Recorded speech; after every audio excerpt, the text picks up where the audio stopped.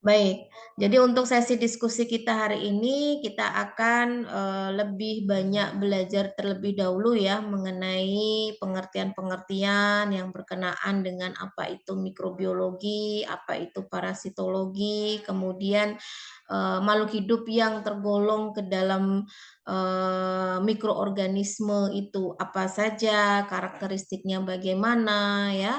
Kemudian makhluk hidup yang masuk ke dalam golongan parasit itu yang seperti apa. Kemudian kita akan belajar juga mengenai sejarah singkat ya dari penemuan makhluk hidup. Ada juga kita akan belajar tentang apa itu postulat Koch ya dan penerapan mikrobiologi ya dalam kehidupan kita sehari-hari. Jadi output atau capaian pembelajaran kita untuk materi ini itu seperti yang saya sampaikan ya. Jadi dari kalian tidak boleh ada yang tidak tahu ketika ditanya apa itu mikrobiologi, apa itu parasitologi. Nah, itu ya. Jadi sekarang sebagai pemanasan terlebih dahulu ya, ada pertanyaan yang ini sudah disimak oleh kalian ya. Jadi sudah ada di materi tersebut. Apa itu mikrobiologi? Apa itu parasitologi? Nah, ini silakan. Siapa yang mau menjawab ya? Apa itu mikrobiologi? Apa itu parasitologi ya? Silakan raise hand. Nanti saya akan tunjuk di raise hand yang sudah kalian aktifkan ya. Namun nanti kalau sudah selesai menjawab langsung diturunkan lagi tangannya. Jadi biar saya tahu mana yang belum menjawab ya. Baik, yang pertama yang akan menjawab di sini adalah Tiles ya, Tiles sama Sevira. Nah, silakan, Tiles, Sevira bisa menjelaskan apa itu mikrobiologi dan apa itu parasitologi. Tiles duluan ya Ibu. Iya, silakan. Mikrobiologi adalah sebuah dari biologi yang mempelajari mikroorganisme. Objek kajiannya itu biasanya kayak bakteri, dan virus.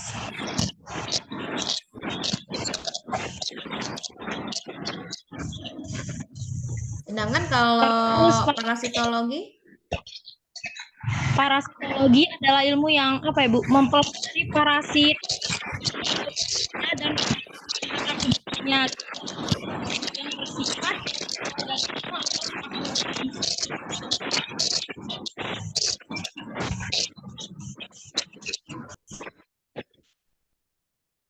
Oke, cukup. Cukup Ibu, sudah Ibu. Silakan Sevira.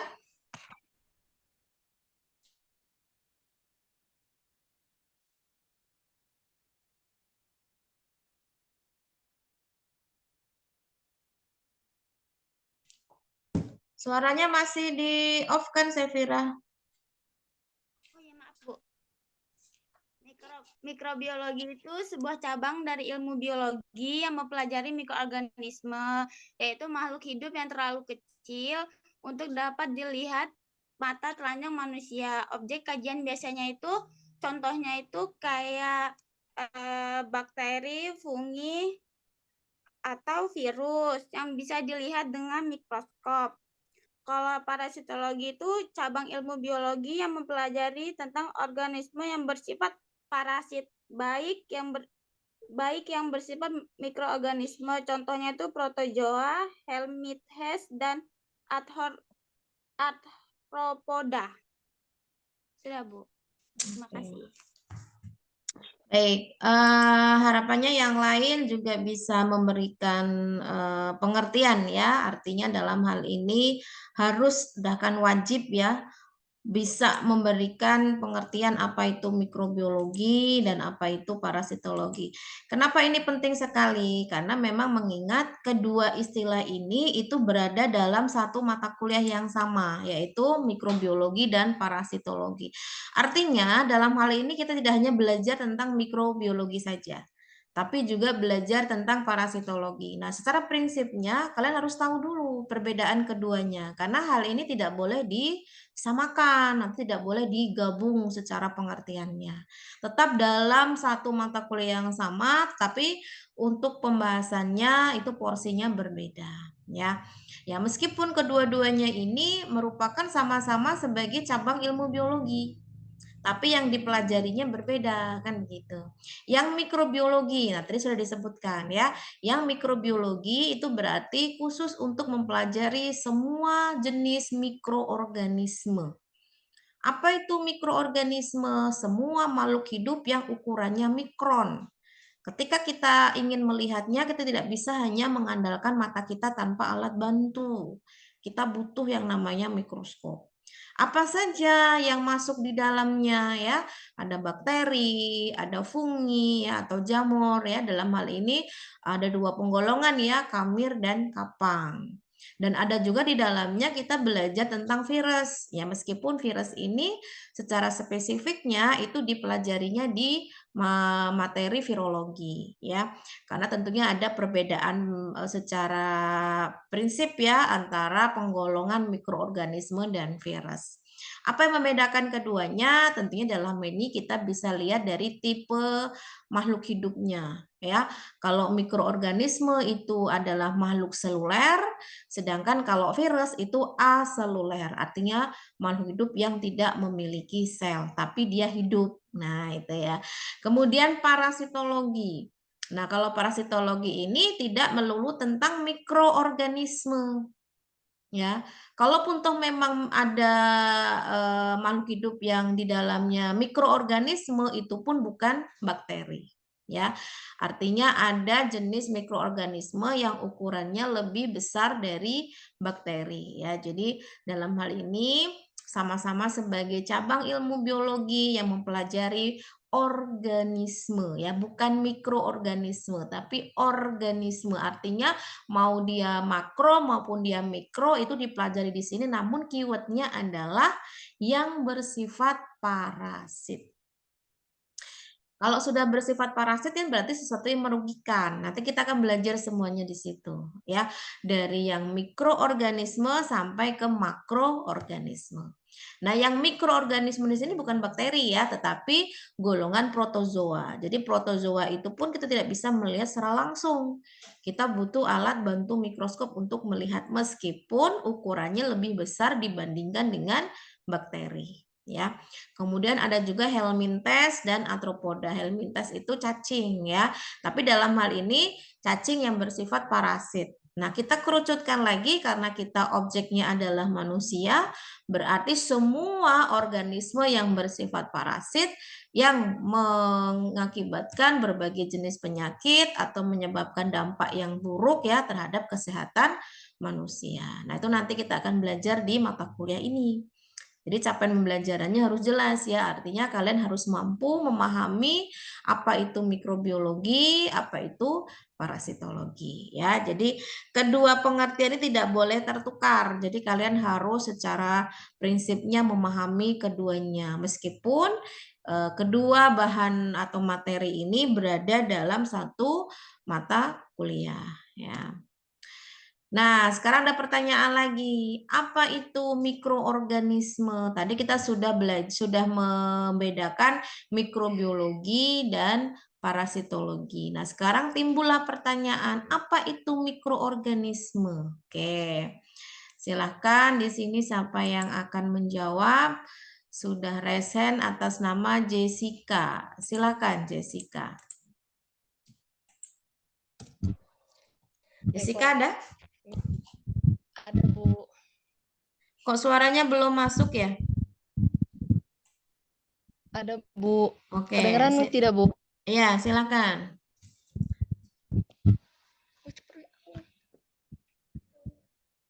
Bentar, Bu. Mikroorganisme atau mikroba adalah organisme yang berukuran sangat kecil sehingga untuk mengamatinya diperlukan alat bantuan. Mikroorganisme disebut juga organisme mikroskopik. Mikroorganisme seringkali bersel tunggal maupun bersel banyak. Gitu, Bu. Oke, baik. Satu lagi di sini siapa yang raise hand? Fiona, silakan Fiona. Ada Fiona? Ada, Bu. Ya, silakan. Apa itu mikroorganisme? Mikroorganisme adalah organisme hidup yang berukuran mikron atau di bawahnya yang hanya bisa dilihat dengan menggunakan mikroskop. Oke. Kalau ditanya contohnya, bisa menyebutkan contohnya apa? Ada contoh mikroorganisme ada 2, seluler dan aseluler. Contoh itu maksudnya lebih pada makhluk hidupnya ya, jenis makhluk hidupnya ya. Apakah dia tumbuhan, apakah dia hewan, apakah dia manusia, atau mungkin bakteri atau virus, seperti itu. Jadi kalau kita sudah mengkerucut terkait contoh itu lebih spesifik ya. Kalau seluler, aseluler tadi itu tipe makhluk hidup. Makhluk hidup seluler artinya memang tubuhnya terdiri dari sel ya. Aseluler, A itu tidak atau bukan, berarti tumbuhnya bukanlah sel. Ya, jadi itu bukan contoh ya, tapi lebih pada penggolongan ya, seluler dan aseluler. Ya. Oke, kita lihat ya hasil jawabannya tadi, apakah memang sudah betul atau ada yang perlu diperbaiki lagi ya. Jadi di awal sudah saya singgung ya tadi mikroorganisme itu sebetulnya gampang saja. Mikro itu kan berasal dari kata mikron. Artinya organisme itu atau makhluk hidup itu ukurannya adalah mikron. Ya. Jadi kalau ukuran mikron itu tidak bisa dilihat menggunakan mata tanpa alat bantu. Jadi harus menggunakan alatnya namanya mikroskop ya. Itu pun juga tidak mudah ya. Artinya kita juga harus melakukan teknik supaya bakteri tersebut atau mikroorganisme tersebut itu bisa nampak gitu ya. Misalkan dengan pewarnaan yang akhirnya mikroorganismenya dapat terwarnai dan kita dapat melihat dengan jelas seperti itu. Nah, secara umum memang betul mikroorganisme ini dibedakan menjadi 2 ya, seluler dan aseluler ya. Tadi seluler sudah saya sebutkan juga ya, berarti makhluk hidup tersebut tubuhnya terdiri dari sel. Tetapi dalam hal ini karena dia mikroorganisme yang memang tunggal ya, berarti sifat selnya bukan makroseluler atau multiseluler, tetapi tunggal uniseluler. Kalau manusia, tumbuhan, hewan itu kan makro ya atau multi. Jadi tubuhnya terdiri dari ribuan sel atau bahkan lebih. Tapi kalau mikroorganisme itu tunggal ya. Jadi hanya ada satu sel saja penyusun tubuhnya. Nah, ini masuk ke dalam golongan mikroorganisme seluler. Apa saja di dalamnya ya? Di dalamnya itu ada bakteri ya, ada protozoa, ada fungi.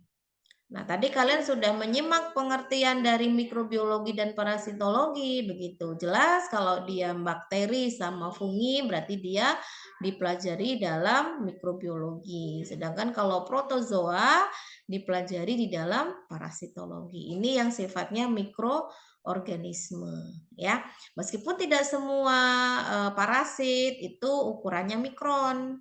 Ada juga parasit yang ukurannya makro ya, kayak cacing, helminths ya, arthropoda yang itu bisa bersifat parasit dan bisa menyebabkan penyakit pada tubuh inangnya. Nah, inangnya di sini yang dimaksud adalah manusia ya.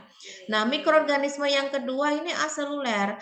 A itu artinya bukan atau tidak ya, artinya makhluk hidup yang masuk ke dalam golongan aseluler itu bukanlah sel.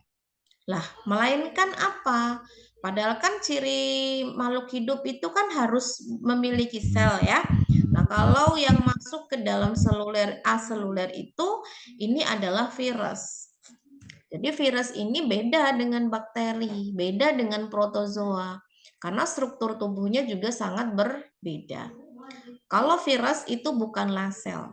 Kalau bukan sel apa? Partikel. ukurannya jauh lebih kecil lagi dibandingkan dengan bakteri. Ya, partikel tapi hidup.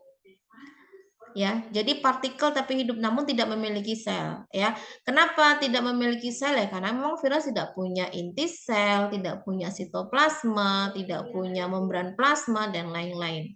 Namun virus itu memiliki kemampuan untuk menghasilkan keturunan atau menghasilkan generasi yang banyak. Ya, kenapa? Karena virus memiliki materi genetik seperti makhluk hidup yang lain, seperti bakteri, seperti protozoa, seperti manusia, itu sama-sama memiliki materi genetik.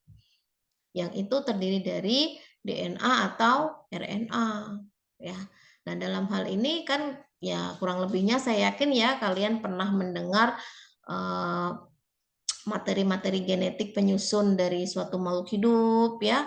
Ada virus, ada bakteri, ada protozoa dan lain-lain ya.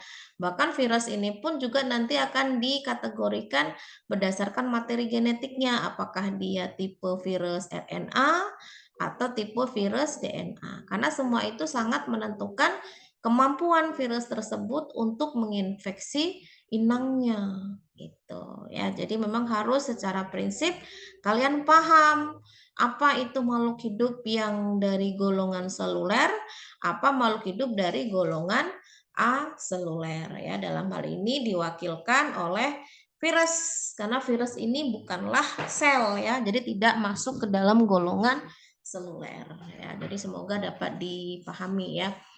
Nah, kita bisa mengambil kesimpulan dalam hal ini. Mikroorganisme, ya. Tadi saya menyebutkan berbeda dengan tubuh manusia, berbeda dengan hewan, berbeda dengan tumbuhan, ya, yang memang tubuhnya itu terdiri dari sejumlah atau beribu-ribu sel begitu ya. Artinya selnya nggak cuma satu. Tapi kalau mikroorganisme itu memang benar-benar cuma satu tubuhnya. Itulah kenapa tidak bisa kita lihat secara langsung. Kita bisa melihat tangan kita, jari-jari kita, melihat kulit kita. Itu kan karena sel-selnya itu banyak, sehingga kita bisa melihat. Tapi kalau kita ingin melihat satu sel tubuh kita ya enggak bisa. Ya, kalau cuma tunggal itu enggak bisa, karena enggak akan kelihatan. Begitu. Tapi kalau jumlahnya banyak, ya itu kan kelihatan. Bagaimana kalau kita ingin melihat sekumpulan bakteri yang itu hinggap di dalam bahan yang mungkin sudah busuk? Ya bisa. Kalau itu kumpulan, bisa dari apa? Misalkan dari makanan busuk itu akan nampak lendir ya, atau yang itu memicu aroma yang tidak sedap. Nah, itu kan sebetulnya bakteri di dalamnya. Memang itu bakteri tapi jumlahnya banyak atau berkoloni ya, tidak tunggal. Tapi kalau memang kita hanya ingin melihat tunggal ya sampai kapanpun kita tidak memiliki kemampuan itu. Makanya kita butuh namanya alat bantu mikroskop ya. Nah, namun meskipun si mikroorganisme itu memiliki satu sel saja, itu bukan berarti dia tidak mampu untuk melakukan proses pertumbuhan dan metabolisme. Atau virus yang hanya memiliki satu partikel saja, bukan berarti dia tidak bisa menunjukkan pertumbuhan yang normal ya. Justru dengan adanya sesuatu yang hidup itu ya, maka kedua-duanya ini bisa seperti makhluk hidup yang lainnya melangsungkan proses kehidupannya seperti apa saja, metabolisme, reproduksi ya, berkomunikasi, tentunya berkomunikasi ya dengan sesamanya begitu ya, atau melakukan pergerakan dan lain-lain ya. Jadi meskipun mikroorganisme itu hanya terdiri dari satu sel saja, bukan berarti dia tidak bisa melangsungkan kehidupan seperti makhluk hidup yang lain. Meskipun secara karakteristiknya lebih sederhana atau bisa dikatakan tidak sekompleks makhluk hidup yang sifatnya makroorganisme ya, karena dia lebih simpel begitu. Tapi tetap ada proses regenerasi di sana, proses ada menghasilkan keturunan dan lain-lain ya. Jadi tidak akan mengurangi jumlah ya selama itu semua terus berlangsung begitu ya. Artinya dalam hal ini kemampuan makhluk hidup seluler itu tadi yang sifatnya tunggal masih tetap bisa melakukan kegiatan atau aktivitasnya selama sel itu hidup. Ya. Tapi kalau yang mati ya sudah tidak bisa digunakan lagi. Ya, sama seperti manusia. Bedanya kalau tubuh kita ini kan ketika ada satu sel mati maka akan segera digantikan dengan sel yang lain begitu ya. Karena kita tidak hanya memiliki satu sel saja, tapi lebih dari satu sel. Nah, sekarang kita masuk nih di penggolongan mikroorganisme berdasarkan tipe selnya. Jadi mungkin kalian sudah menyimak materi saya sebelumnya atau mungkin pernah atau mengingat materi pada saat kalian di sekolah menengah atas atau pertama ya. Jadi karakteristik makhluk hidup itu dibedakan berdasarkan tipe selnya. Nah, sekarang pertanyaannya, mikroorganisme yang tadi sudah kita bahas ya, tapi yang bertipe sel ya. Kalau virus kan tidak memiliki sel maka tidak perlu dipertanyakan ya. Artinya bakal tidak ada selnya ya, karena virus itu hanya sebatas partikel hidup saja yang memiliki materi genetik. Nah, kalau kita berbicara yang seluler ya. Nah, sekarang pertanyaannya, mikroorganisme seluler yang sudah kita bahas tadi itu termasuk dari tipe sel yang prokariot atau eukariot ya.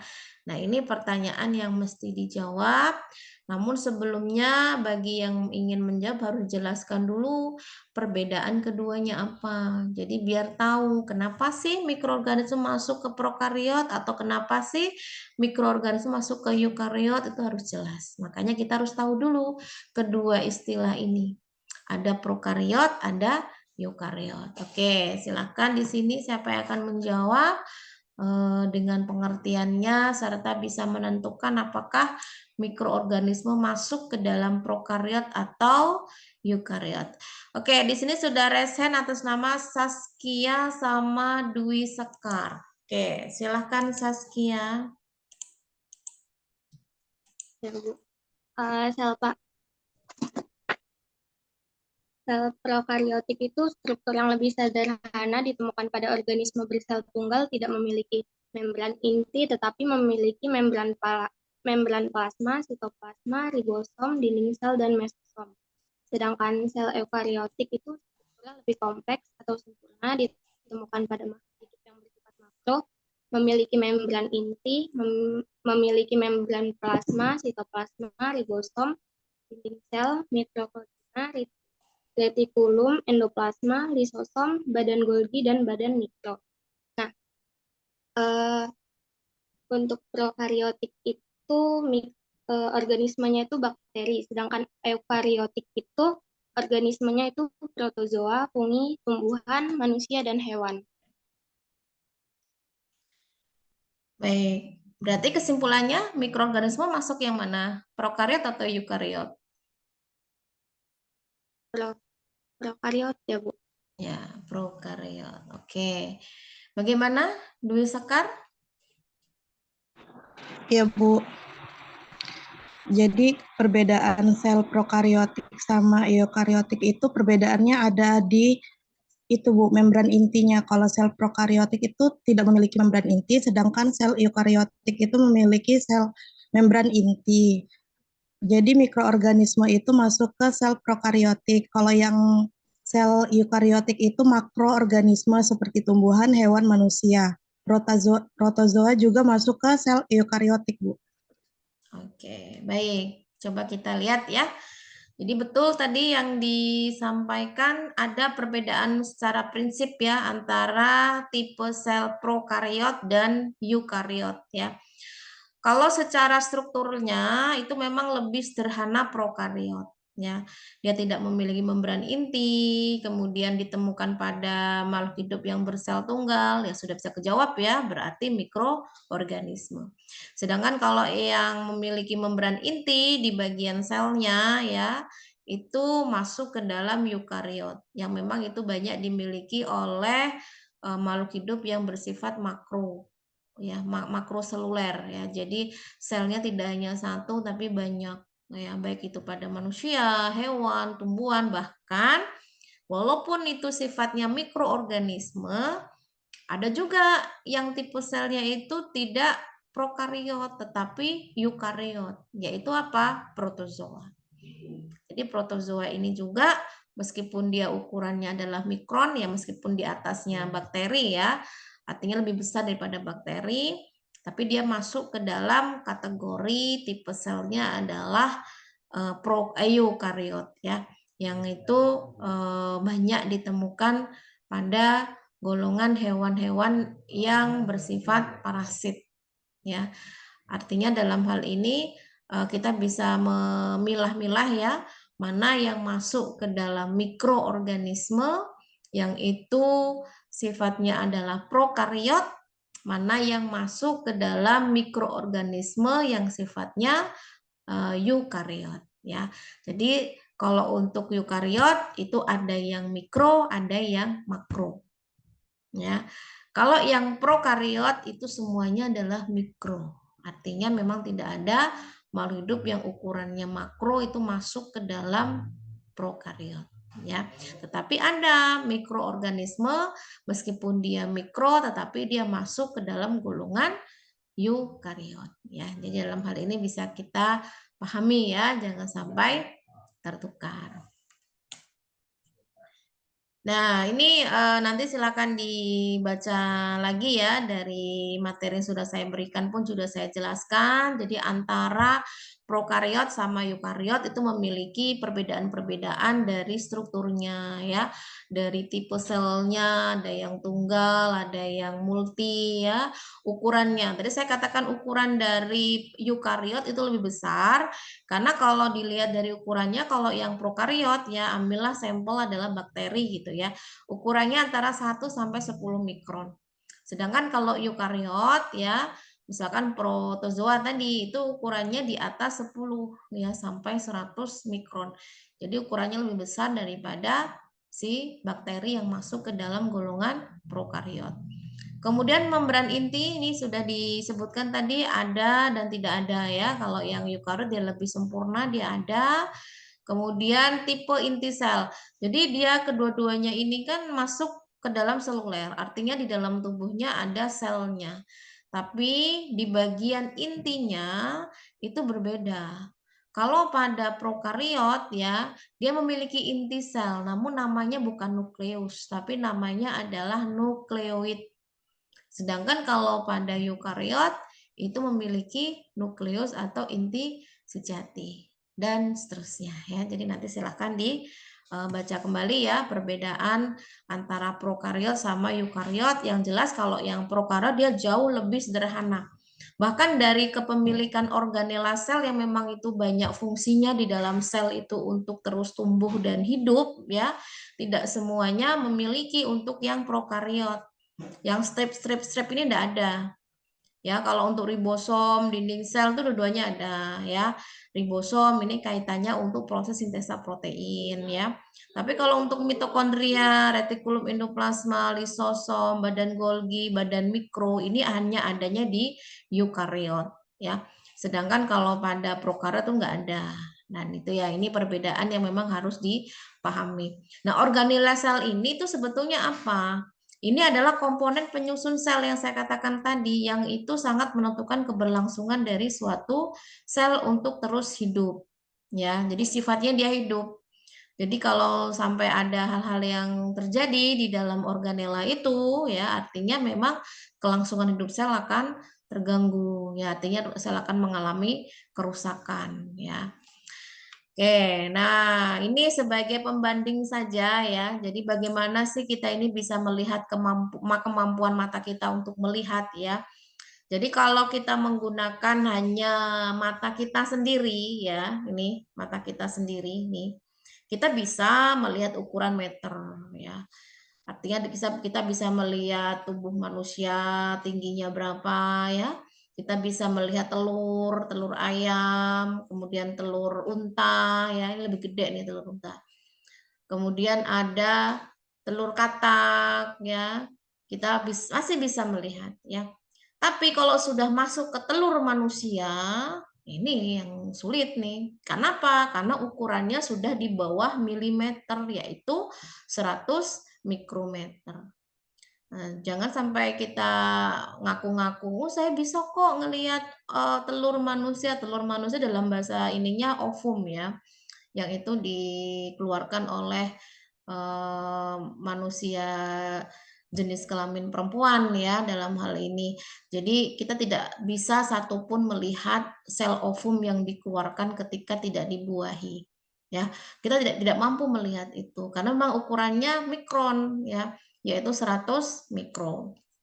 Jadi dia di bawah ukuran milimeter. Jadi kalau mau melihat ya berarti kita harus menggunakan alat bantu mikroskop. Ya, kita mau melihat sel tanaman, sel hewan, ya, bahkan sel bakteri, organela. Nah, tapi hanya sebatas sampai ukuran 100 nanometer saja. Kemampuan dari mikroskop biasa ini atau cahaya ya, kalau yang kita miliki itu yang biasa itu yang itu ada sumber energi cahaya ya. Itu hanya bisa melihat sampai ukuran 1 mikrometer saja yaitu ukuran bakteri. Tapi kalau sudah di bawahnya yang ukurannya sudah sampai ke nanometer, karena kalau sudah nanometer ini ukuran dari virus ya. Nah, ini sudah tidak mampu lagi, sudah tidak bisa lagi mikroskop biasa. Kita harus menggunakan jenis-jenis mikroskop yang perbesarannya lebih dari 1000 kali. Ya, kita menggunakan mikroskop elektron. Ya, jadi dalam hal ini memang teknologi sangat menentukan dari kualitas sebuah penemuan, begitu ya. Jadi kalau sampai detik ini belum ditemukan mikroskop sampai lebih dari perbesaran 1000 kali, ya mungkin kita tidak bisa melihat bentuk dari virus gitu ya. Padahal virus itu ketika kita mampu mengenali morfologinya secara jelas, kalau memang virus itu berbahaya, kita akan mudah sekali untuk menemukan antivirusnya ya, dengan melihat karakteristik dari virus tersebut ya, kemudian jenis proteinnya dan lain-lain. Nah, ini yang kemarin kita pernah diuji dalam serangan COVID-19 ya. Bagaimana kita bisa tahu kalau bentuk virus COVID itu seperti ini ya. Kemudian jenis proteinnya seperti ini, yaitu sangat menentukan penemuan dari antivirusnya ya. Jadi dalam hal ini memang teknologi itu menjadi penentu dari kualitas pengetahuan ya. Semakin bagus teknologinya tentunya akan memudahkan kita untuk melihat ya sesuatu yang memang sulit teramati oleh manusia ya. Jadi dalam hal ini manusia memang tanpa adanya alat bantu itu sangat susah ya. Nggak beda ketika seorang dokter ya tanpa alat bantu apapun dilepas di hutan begitu ya, dan di sana ada orang-orang yang membutuhkan bantuan, tahu caranya seperti ini, caranya seperti itu, tapi segala fasilitas nggak ada. Ya artinya tuh sama aja kita hanya mereka-reka saja, tapi tidak ada buktinya. Ya dalam hal ini memang alat bantu, kemudian teknologi itu menjadi penentu ya keberhasilan baik itu dalam proses perawatan maupun dalam proses pengobatan begitu ya. Tetap harus ada teknologi. Jadi kalau sampai ada yang berpikir teknologi ini apa sih belajar kayak gini, belajar kayak gitu. Nah, itu salah besar ya. Karena tanpa adanya teknologi ilmu tidak akan berkembang apapun itu ya. Nah, kemudian sedikit mengenai sejarah mikrobiologi tadi saya sudah menyinggung ya mengenai penemuan mikroskop ya. Jadi mikroskop ini menjadi bagian penting dalam bidang apapun ya, mau bidang medis, mau bidang ilmu pengetahuan sains, apapun itu, ini sangat penting sekali. Terlebih untuk melihat mikroorganisme yang ukurannya kecil atau mikron ya. Nah, dalam hal ini tentunya bisa menjadi parameter kita ya dalam menentukan apakah makhluk hidup itu termasuk ke dalam golongan mikroorganisme atau bukan. Kalau memang dia masuk ke dalam golongan mikroorganisme, ya berarti kita harus menggunakan mikroskop untuk melihatnya. Kalau enggak, ya enggak bakal bisa. Gitu. Ini silakan disimak sendiri ya, di video sudah saya berikan materinya. Kemudian ada beberapa jenis mikroskop ya, ada mikroskop cahaya, ada mikroskop stereo, ada mikroskop elektron. Nah, tadi saya menyebutkan Kalau untuk mikroskop yang untuk mengamati ukuran partikel seperti virus, itu kita menggunakan mikroskop elektron. Karena dalam hal ini tidak bisa mikroskop biasa yang ukurannya itu bukan nano ya. Kalau virus itu kan ukurannya nanometer ya, di bawahnya mikro. Jadi harus menggunakan mikroskop elektron ya. Nah, ini yang bisa kita bandingkan ya. Jadi kalau kita menggunakan mikroskop cahaya, kita hanya bisa melihat dari segi bentuk yang memang itu harus ada teknik pewarnaan ya. Jadi misalkan untuk pengamatan bakteri ya. Jadi bakteri itu pun tidak mudah untuk diamati walaupun kita sudah menggunakan mikroskop. Kita harus menggunakan pewarna ya. Jadi nanti kita akan ada bab tersendiri yang mengenai pewarnaan. Jadi ada pewarnaan gram positif sama bakteri gram negatif ya. Nanti akan diamati di sebuah sediaan begitu. Apakah bakteri yang kita periksa ini berwarna merah atau berwarna biru keunguan. Kalau dia berwarna merah ya berarti dia masuk ke dalam golongan bakteri gram negatif. Sedangkan kalau dia masuk ke dalam berwarna biru keunguan ya berarti dia masuk gram positif. Tapi ini hanya bisa untuk mengamati bakteri. Tetapi kalau untuk mengamati ukuran di bawah mikron ya, seperti ukuran kromosom manusia, ukuran DNA ya, virus itu nggak bisa menggunakan mikroskop cahaya ya, tapi harus menggunakan mikroskop elektron di mana perbesarannya harus lebih dari 1000 kali. Ya, bahkan lebih ya. Bentuk kromosom manusia, DNA tuh bentuknya seperti ini DNA bakteri ya, bentuknya sirkuler ya. Virus ya, di mana virus corona tuh bentuknya bulat, kemudian dia ada mahkotanya dan lain-lain. Nah, ini akan menjadi penentu golongan dari suatu jenis virus apakah masuk berdasarkan bentuk tubuhnya gitu ya, ada yang bentuk oval, bentuk batang, ada yang juga yang dalam bentuk apa itu namanya poligonal ya, semua tergantung dari jenis virusnya. Nah, ini sangat membantu sekali ya dalam proses penemuan mikroorganisme ataupun virus ya dengan adanya mikroskop ya. Oke, nah sekarang kita sedikit belajar ya mengenai teori kehidupan ya. Jadi asal mula kehidupan manusia atau makhluk hidup yang lain itu sebelum-sebelumnya ada teori yang menentukan. Apakah teori itu selalu benar? Ya tergantung prosesnya begitu ya. Jadi memang untuk menemukan sebuah kebenaran itu tidaklah mudah. Ya, jadi semua ada yang diawali dengan salah dulu ya. Salah itu enggak 1 hari 2 hari, bahkan sampai bertahun-tahun dengan adanya teknologi penemuan akhirnya semakin membuat yakin orang-orang atau masyarakat dengan ilmu yang ditemukan tersebut hingga membuat teori yang lama itu menjadi sudah tidak berlaku lagi dan seterusnya. Tapi semua itu ada prosesnya.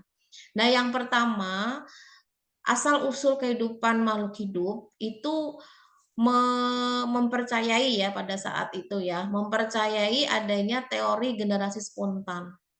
Nah, sekarang siapa yang bisa menjelaskan teori ini tuh maksudnya apa? Kemudian sampaikan menurut pendapat Anda terhadap teori tersebut itu bagaimana? Nah, silakan siapa yang akan memberikan penjelasan terkait ini. Sudah ada yang raise hand di sini atas nama Arina sama Intan. Silakan Arina.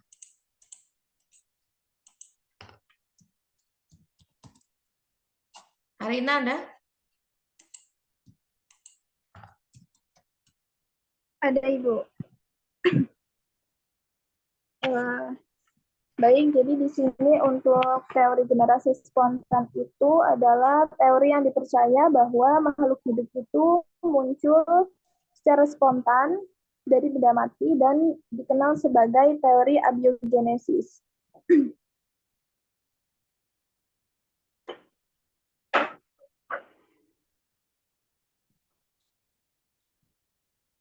Di sini juga terdapat dua ilmuwan yang menjelaskan tentang teori ini. Ada Aristoteles dan teori dari Needham. Untuk teori dari Aristoteles ini, dia bereksperimen berupa meletakkan daging di tempat yang terbuka dan dibiarkan sehingga membusuk, dan dia menyimpulkan bahwa dan di situ muncul larva lalat, sehingga dia menyimpulkan bahwa lalat itu berasal dari daging yang membusuk.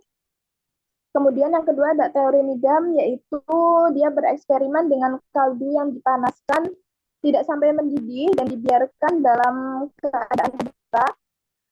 Kemudian lama kaldu tersebut menjadi keruh dan dia menyimpulkan bahwa di dalamnya itu terdapat mikroba.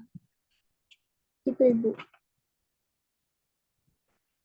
Oke, silakan satunya Intan.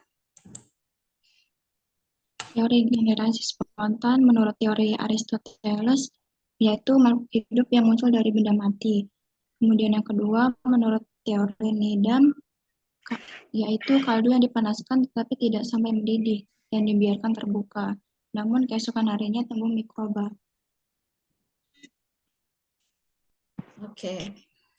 Dari teori ini ya, ada yang bisa menyimpulkan dengan adanya percobaan-percobaan yang sudah dilakukan oleh dua ilmuwan ya, Aristoteles sama Needham ya. Kalau makhluk hidup itu berasal dari benda mati, Bu. Benda mati. Mungkin kalau sekarang ada yang mengatakan begitu jadi bahan tertawaan ya. Artinya sesuatu yang konyol begitu ya. Kok bisa mengatakan makhluk hidup berasal dari benda mati. Tapi dulu ya terjadi hal demikian karena keterbatasan teknologi, keterbatasan ilmu pengetahuan. Tapi kita cukup berterima kasih dengan adanya penemuan-penemuan yang walaupun diawali dengan sesuatu yang salah, akhirnya kita bisa menemukan sesuatu yang benar. Karena adanya penyempurnaan dari penemuan tersebut. Ya memang hal ini sangat sederhana sekali ya. Ya iyalah, jelas kalau ada makanan, entah itu daging, entah itu apa, kalau dibiarkan di tempat terbuka, tidak ditutup, nah nanti akan tumbuhlah lalat gitu ya. Nah, orang awam atau yang nggak paham gitu ya akan menganggap lalat itu berasal dari daging yang sudah mati itu tadi. Jadi akhirnya disimpulkan kalau memang daging tersebut itu bisa menghasilkan sesuatu yang hidup yaitu lalat kan begitu ya. Kemudian Needham ya ini juga memberikan sumbangsihnya dalam penemuannya gitu ya. Jadi setelah dipanaskan, karena logikanya ketika dipanaskan itu semua makhluk hidup di dalamnya kan mati ya, mikroba-mikroba itu mati begitu. Tapi percuma juga kalau nggak ditutup ya. Ya pasti akan ada kontaminasi, lama-kelamaan akan tumbuh mikroba dengan ditandai kaldu menjadi keruh. Jadi meskipun dipanaskan juga, ya tetap harus ditutup begitu. Nah ini teori spontan pada saat itu yang pernah diakui ya, atau dikenal dengan teori abiogenesis. Jadi abiogenesis itu A itu tidak ya. Jadi dalam hal ini tidak hidup. Jadi makhluk hidup berasal dari sesuatu yang mati. Ya, tentunya dalam hal ini kita cukup tahu saja, oh ternyata ada ya teori seperti itu, tapi kita tidak boleh mempercayai ya, karena kita sudah yakin bahwasanya makhluk hidup berasal dari makhluk hidup sebelumnya. Ya. Tentunya penyempurnaan ini pun ada prosesnya ya.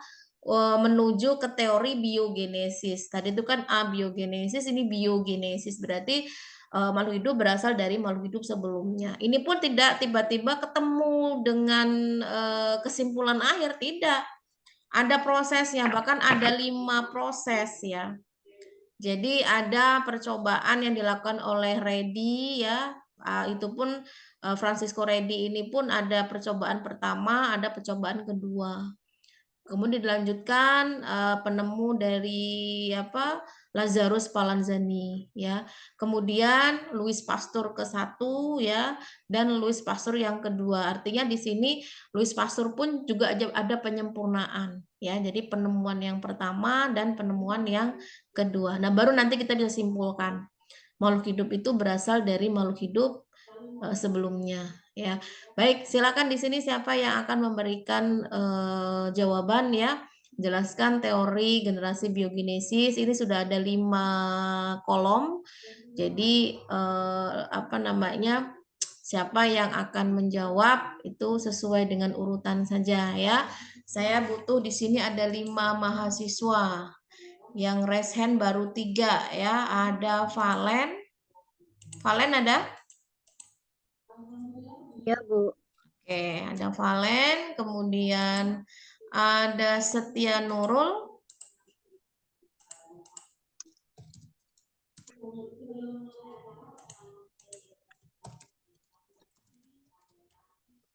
Kemudian ada Desti Ayu.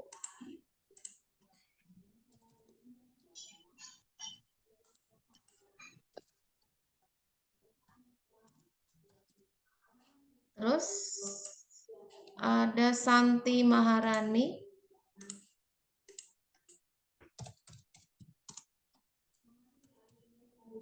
Terakhir ada siapa ini? Rina Tiara. Oke, dimulai dari Valen, ya. Bagaimana percobaan dari Francisco? Ready yang pertama. Silakan, Valen. Ya, Bu. Francisco Redi membantah teori abiogenesis dengan mendemonstrasikan penemuannya belatung bukan berasal dari daging yang membusuk dengan melakukan 3 percobaan. Percobaan yang pertama itu menggunakan 3 tabung berisi daging busuk yang ditutup rapat dan 3 tabung berisi daging busuk tidak tertutup dibiarkan beberapa hari. Lalu diperoleh hasil adanya belatung di atas daging yang berada pada tabung yang tidak tertutup, sedangkan tabung yang tidak tertutup tidak ditemukan belatung. Lalu penganut teori biogenesis belum sepenuhnya percaya tidak adanya belatung pada tabung tertutup karena tidak adanya udara segar yang merupakan syarat terjadinya generasi spontan. Lalu Francisco Redi kembali melakukan percobaan yang kedua. Oke, dilanjut ya. Yang kedua ada Setia Nurul, silakan. Ini masih tentang percobaan Redi, ya, tapi yang kedua, penyempurnaan yang kedua. Silakan. Ya, Ibu. Percobaan Francisco Redi kedua. Percobaan yang serupa dilakukan, namun mengganti tutup tabung menggunakan kain tipis, memungkinkan masuknya udara segar dan mencegah masuknya lalat. Hasil tidak ditemukan belatung di atas daging yang membusuk pada tabung yang ditutup kain tipis, meski udara segar masih dapat masuk. Lalat hanya dapat bertelur di atas kain penutup. Sudah, Ibu. Oke, lanjut yang ketiga. Hampir mirip dengan percobaan yang dilakukan oleh Redi, yaitu Lazzaro Spallanzani berusaha membuktikan bahwa munculnya organisme berasal dari organisme lain yang hidup. Spallanzani melakukan pengujian dengan memanaskan air kaldu atau rebusan daging di 2 tempat yang berbeda. Setelah dipanaskan, masing-masing wadah diberikan kondisi yang berbeda. Wadah yang pertama diberi penutup, sementara wadah satunya dibiarkan terbuka. Setelah didiamkan beberapa hari, terlihat bahwa di wadah yang terbuka, kondisi air kaldu menjadi keruh dan aromanya busuk. Di sisi lain, kondisi air kaldu pada wadah yang tertutup tetap jernih.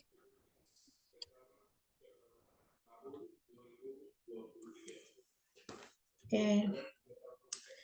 Baik, kita ulas dulu ya yang ketiga teori ini ya dari Francisco Redi pertama, kedua ya, sama Lazzaro Spallanzani.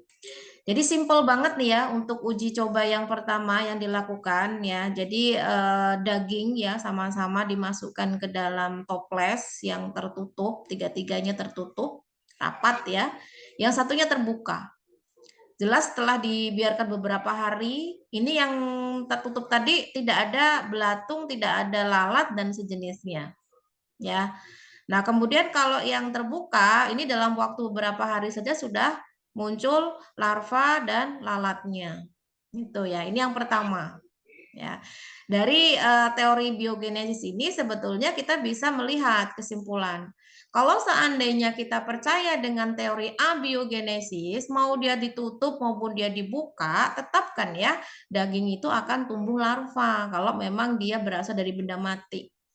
Tapi kenyataannya setelah ditutup pun itu tidak tumbuh gitu ya. Artinya dalam hal ini ada pengaruh faktor luar yaitu faktor udara yang mungkin membawa larva dan sebagainya macamnya ya. Kalau sekarang sih udah bisa ketebak ya alasannya apa. Tapi kalau dulu kan tidak mudah ya menemukan teori seperti ini.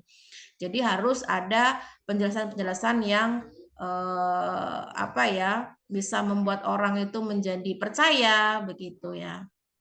Nah, dilanjutkanlah dengan penemuan yang kedua atau percobaan yang kedua. Sama-sama ditutup ya.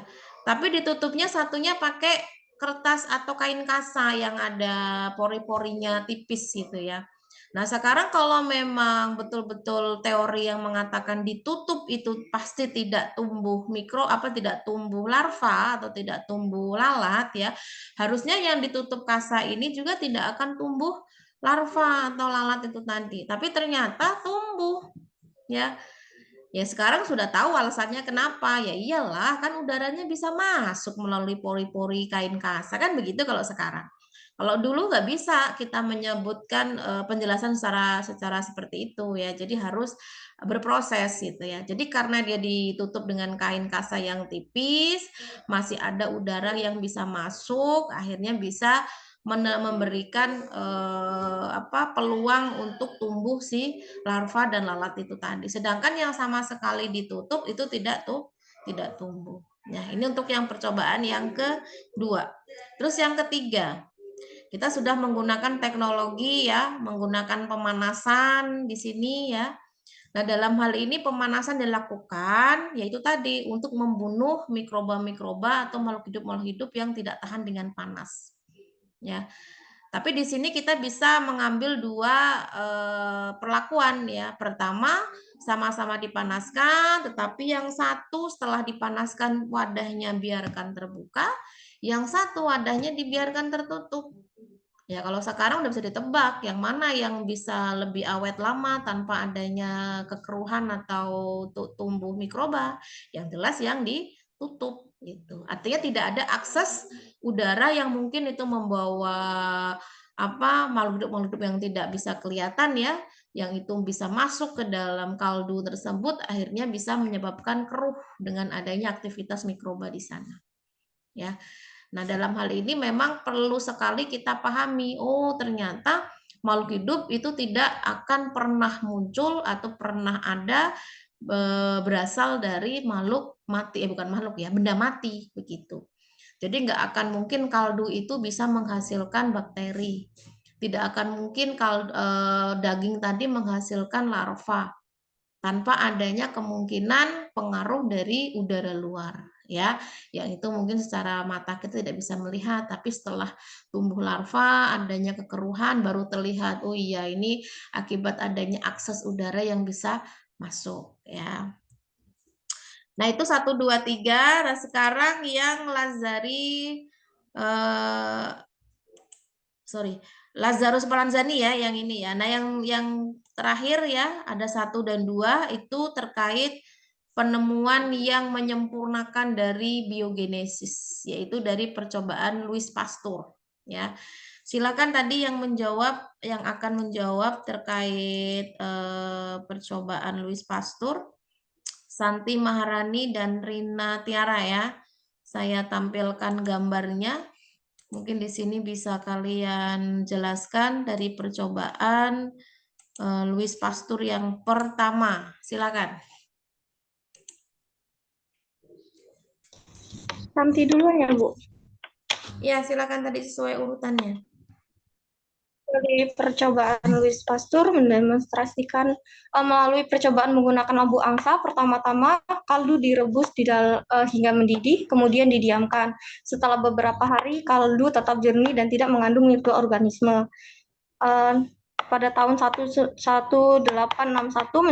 Louis Pasteur mendemonstrasikan bahwa mikroorganisme yang terdapat di udara dapat mengkontaminasi larutan steril, namun udara sendiri tidak dapat menciptakan mikroorganisme. Jadi dapat disimpulkan kalau misalnya Louis itu udara membawa mikroorganisme.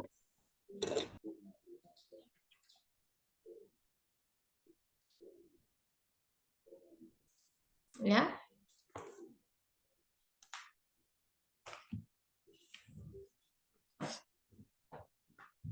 Terus percobaan dari Louis Pasteur pertama itu mengisi botol berleher pendek dengan kaldu kemudian dipanaskan hingga mendidih.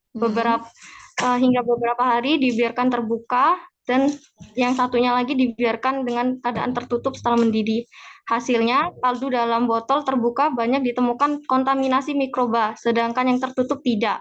Kesimpulannya, jadi mikroorganisme dari udara menjadi pemicu terjadinya kontaminasi kaldu milik Needham. Jadi, disimpulkannya kalau mikroorganisme yang terdapat dalam udara yang dapat mengkontaminasi larutan steril. Namun udara sendiri tidak dapat menciptakan mikroorganisme. Gitu, Bu. Oke, baik. Terus yang terakhir sudah? Tiara ya, Bu. Untuk percobaan kedua, yaitu meletakkan kaldu ke dalam botol leher angsa yang ujungnya terbuka kemudian dididihkan dan dibiarkan selama beberapa minggu. Hasilnya tidak ditemukan adanya kontaminasi pada kaldu meski ujung botol terbuka.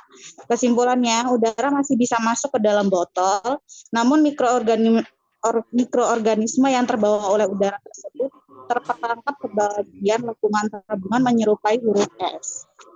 Dari percobaan yang dilakukan oleh Pasteur, maka teori abiogenesis tumbang, sehingga bisa disimpulkan bahwa makhluk hidup berasal dari makhluk hidup juga, Bu. Oke, baik. Jadi memang penemuan yang terakhir ini ya bukan berarti penemuan yang terakhir ini tuh memang satu-satunya yang benar, tidak ya. Karena tentunya dalam hal ini tidak tiba-tiba dia mengambil percobaan ini tanpa adanya dasar-dasar sebelumnya. Jadi sama-sama menggunakan teknologi pemanasan ya, jadi sterilisasi lah kalau untuk saat ini ya. Jadi kaldu yang memang itu sangat disukai oleh mikroba ya dipanaskan dulu supaya hilang semua tuh ya makhluk hidup yang bisa tumbuh di dalam kaldu. Dalam hal ini tentunya menjadi upaya kita untuk membunuh di awal mikroorganisme ya. Tapi dalam hal ini juga tidak mudah kalau misalkan adanya perlakuan yang tidak sesuai ketentuan. Misalkan setelah dipanaskan nggak ditutup, ya sama aja nanti akan ditumbuhi mikroba ya. Nah, kita bisa melihat dari percobaan yang dilakukan Pasteur 1 sama 2 ya. Yang terakhir yang saya sorotin ya, bahwasanya di sini kalau yang terakhir itu dia menggunakan botol angsa berbentuk es. Jadi ada lekukan ya. Jadi ada lekukan yang akhirnya nanti akan menghambat ya si udara ini masuk ke dalam tabung yang berisi kaldu gitu ya. Jadi istilahnya dia akan terperangkap di sini. Nah, ketika terperangkap di sini otomatis kan dia tidak akan bisa bercampur dengan kaldu dan akhirnya akan membuat keruh. Berarti kaldunya akan tetap steril. Namun dalam kondisi dimiringkan ya, jadi kondisinya mudah sekali bercampur dengan udara yang membawa debu tadi, ya dalam waktu singkat ya tentunya akan ditumbuhi mikroba begitu ya, sehingga kaldunya akan menjadi keruh. Jadi sebetulnya di sini tuh bukan masalah si kaldu ini bisa menghasilkan mikroba atau makhluk hidup atau bukan, tapi pengaruh dari perlakuan. Apakah dia itu terpapar langsung adanya udara di luar atau tidak? Kalau dia terpapar langsung di udara, ya otomatis ada kontak di sana yang menyebabkan tuh tadi, entah itu ada telur larva nempel lah, entah itu karena ada mikroba yang nempel di situ sehingga bisa tumbuh di situ dan seterusnya. Tapi kalau dalam kondisi ada batas yang menghambat, otomatis tidak akan mengganggu dari kemurnian si kaldu tersebut sehingga tidak akan tercampur dengan debu atau udara ya yang itu memungkinkan membawa bahan-bahan atau partikel-partikel yang bisa menyebabkan kontaminasi. Nah, ini ya sebetulnya percobaan yang sangat-sangat sederhana. Mungkin kalau sekarang dilakukan itu receh gitu ya, kayak gitu aja kok diuji coba. Ya jelas lah kalau yang nggak ditutup ya bakal cepet ada bakterinya, cepat bakal ada belatungnya. Nah, itu dulu. Kalau dulu beda lagi. Kalau dulu ya tentunya ini sebuah penemuan yang sangat luar biasa yang akhirnya menggiring kita atau menuntun kita ke teori yang benar, yaitu teori biogenesis, bahwasanya makhluk hidup tidak akan pernah berasal dari benda mati, tapi berasal dari benda hidup. Nah, tentu dalam hal ini ada korelasi yang positif ya, korelasi yang baik ya antara ilmu pengetahuan dengan ilmu agama sesuai dengan keyakinan kita. Tidak ada satupun agama yang mengajarkan ya bahwasanya manusia berasal dari benda mati ya. Kita pasti terlahir dari ibu kita dan seterusnya ya. Jadi tidak akan mungkin kita ini lahir dari batu, dari tanah itu yang secara langsung dalam hal ini bisa kita lihat ada proses ya, proses reproduksi, pertumbuhan janin di dalam rahim seorang ibu ya, itu dimulai dari 1 sel, 2 sel ya, jadi 4 sel dan seterusnya sampai di usia yang memang sudah siap dilahirkan baru dia akan lahir ya. Itu adalah proses yang memang secara ilmu pengetahuan dan secara ilmu agama itu nyambung gitu ya. Nah, dalam hal ini memang ilmu sains manakah yang tidak sesuai dengan ilmu agama? Semuanya sangat-sangat sesuai. Hanya saja ilmu pengetahuan itu tentu tidak mudah, harus ditemukan dulu oleh orang-orang yang memang mau belajar. Kan gitu ya kuncinya. Oke, terakhir ya, sebelum saya tutup tentang postulat Koch. Nah, ini kaitannya dengan mikroorganisme. Nah, siapa yang akan menjelaskan terkait apa itu postulat Koch ya? Kemudian dan bagaimana ketentuannya? Silakan yang akan menjawab raise hand.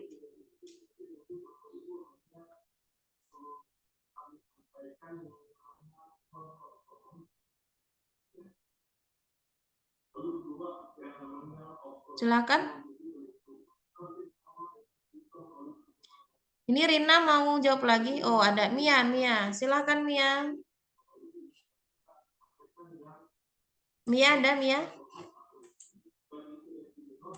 Iya, Bu, ada, Bu. Ya, silakan Mia.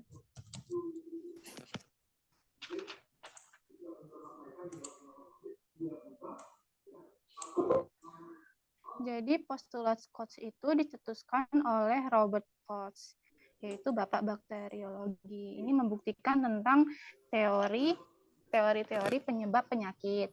Nah, di sini itu ada isi dari postulat Koch, yaitu organisme itu harus ditemukan dalam hewan yang sakit, tidak pada yang sehat. Lalu organisme itu harus diisolasi dari hewan sakit dan dibiarkan dalam kultur murni. Lalu organisme yang dikulturkan harus menimbulkan penyakit pada hewan yang sehat. Bu. Oke, cukup. Satu lagi, silakan.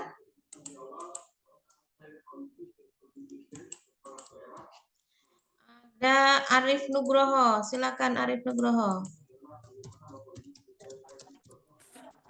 Menurut postulat Koch dicetuskan oleh Robert Koch atau Bapak Bakteriologi pada tahun 1843 sampai dengan 1910. Membuktikan teori penyebab penyakit atau sebab akibat hubungan dari mikroorganisme dan penyakit. Metode postulat Koch dikembangkan untuk menetapkan mikroorganisme tertentu sebagai penyebab penyakit atau bukan. Contohnya Mycobacterium TBC penyebab penyakit TBC atau virus corona, Bu. Oke, cukup?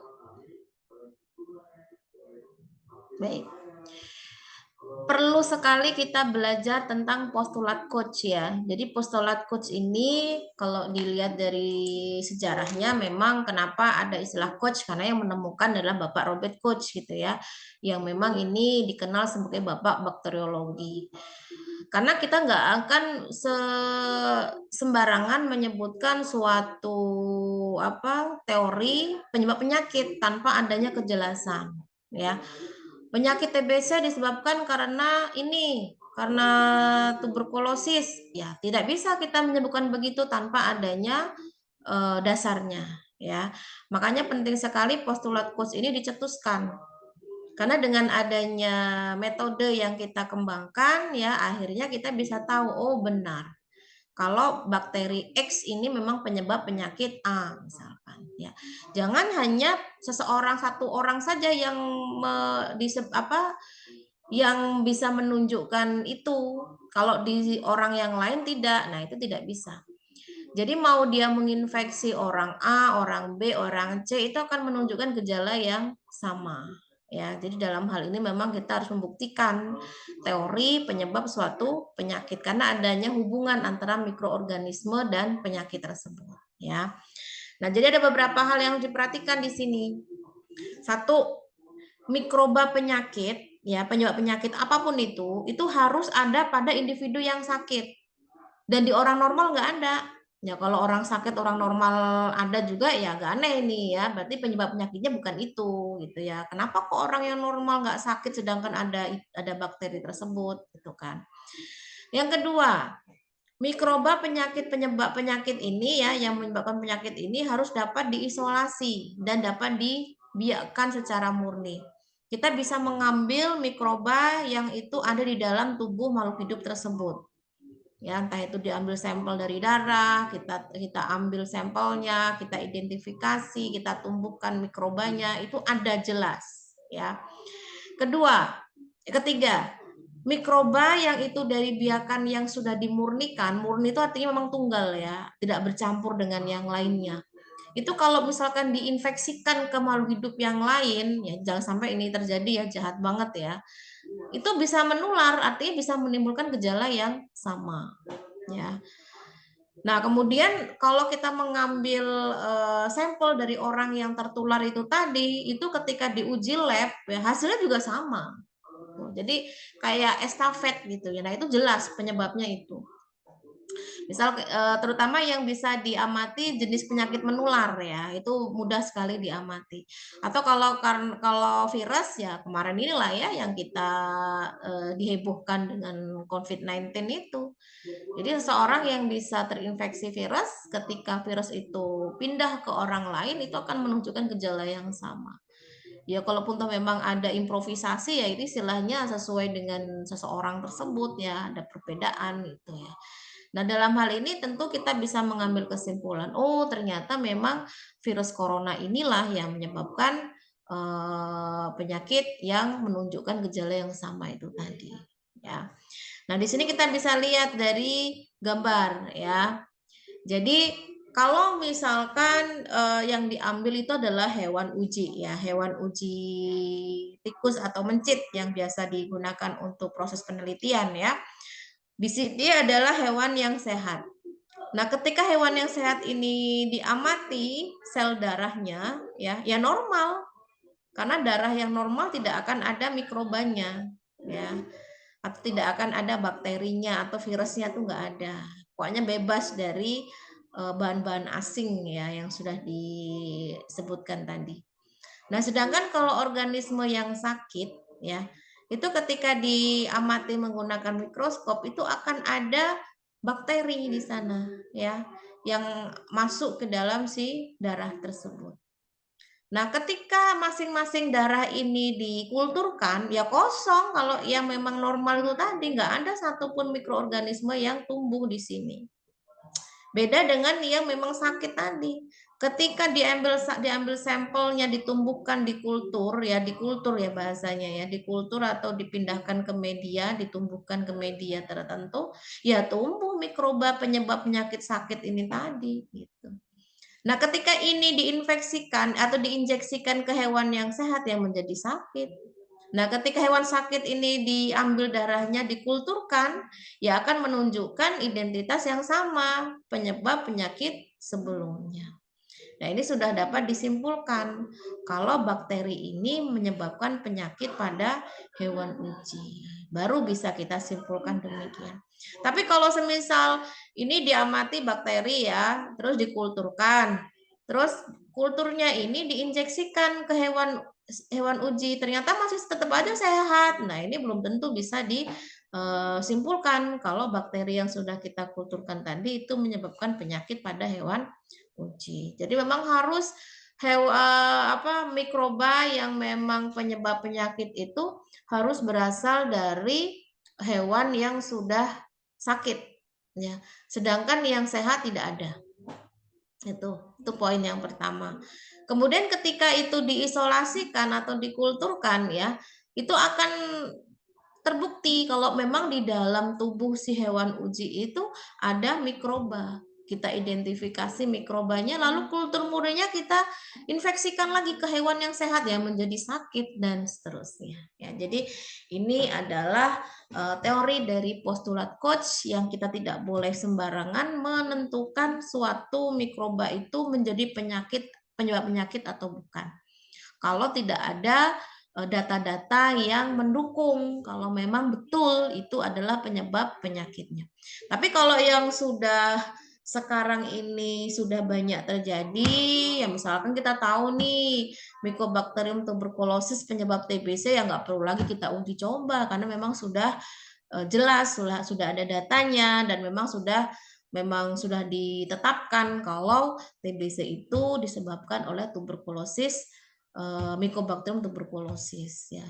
Nah, itu sangat mudah sekali menular. Jadi kita harus hati-hati jangan sampai nanti kita bisa tertular oleh mikroba tersebut ya.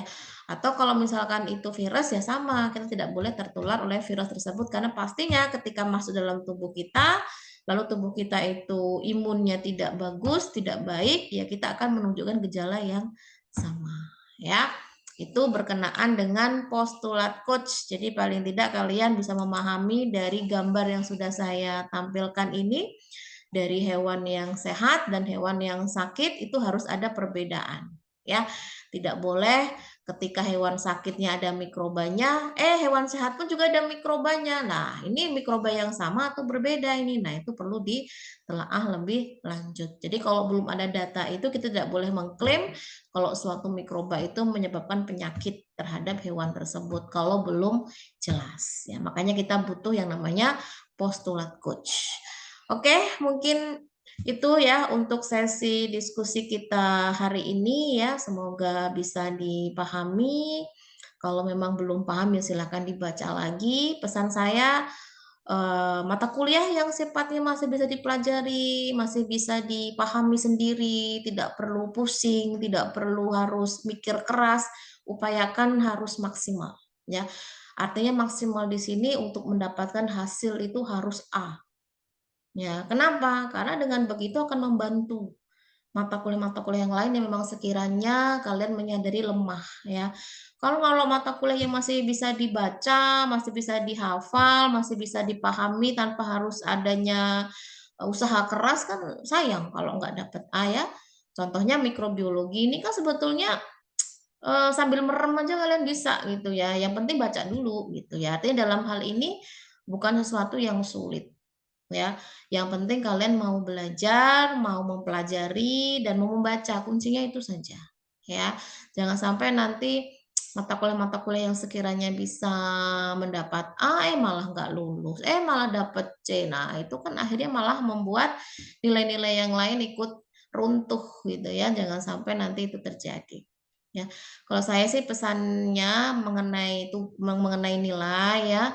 Upayakan sekali sebelum kalian meninggalkan Akfar Cefada gitu ya, dinyatakan lulus itu IPK kalian tuh 3 sudah di tangan minimal ya.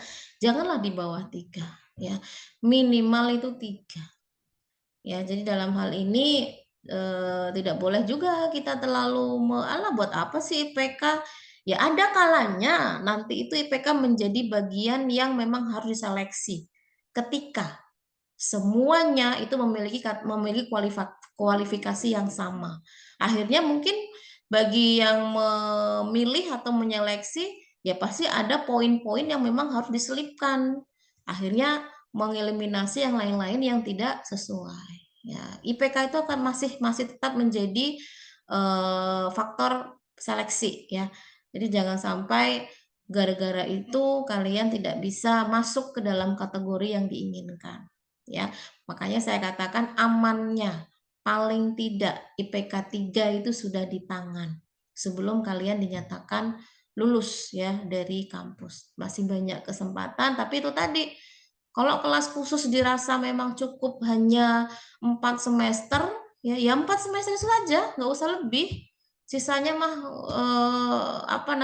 tinggal siap-siap aja untuk project berikutnya, entah itu untuk UKOM atau untuk wisuda gitu. Tapi ya itu tadi kalau sudah ditetapkan anak kelas khusus ini harus 4 semester, ya 4 semester aja, nggak lebih. Artinya tidak ada mata kuliah yang mengulang. Ya kalau ada mata kuliah yang mengulang ya wes, ada yang semester 5 masih kuliah, semester 6 masih kuliah. Ya, itu apa bedanya dengan kelas reguler ya. Semoga dapat dipahami dan semoga dapat disiasati ya dengan padatnya waktu, jadwal ya, aktivitas, semoga bisa seimbang. Oke, mungkin sampai sini ada yang mau ditanyakan, silakan. Ibu, maaf Bu, Amanda hadir. Ya, silakan.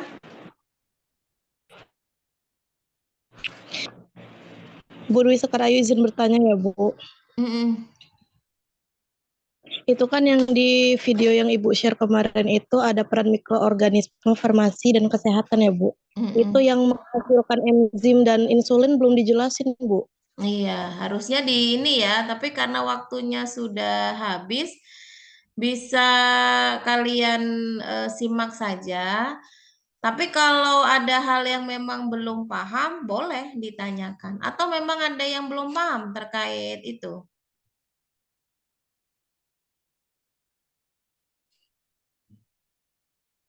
Ada yang masih bingung dengan penjelasan yang ada di video?